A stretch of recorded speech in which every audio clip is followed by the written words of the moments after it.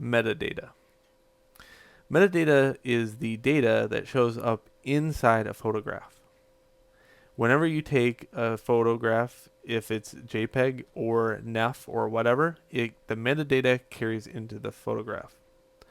It tells you everything about the camera it was shot with, at what ratio it was shot with, um, what lens it was shot with, and if it's a point and shooter, same thing. It shows you the type of camera. It might not get into the film length or anything like that, but it gets in there pretty good about the details that you just don't see inside even your point and shooters.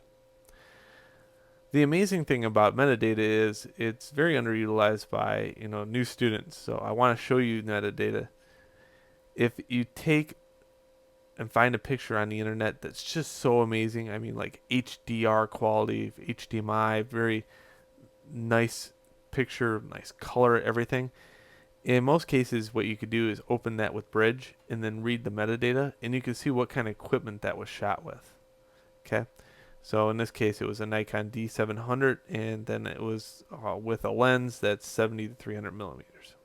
Okay, so did I use a flash? Yes. No.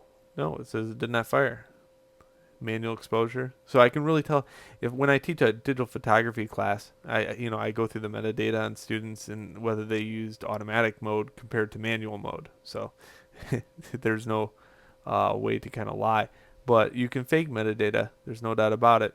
All you do is have to copy paste one picture into the next, and then the metadata actually maintains on the older picture. So that's how you can fake metadata easy enough. There was a time when metadata was considered a courtroom.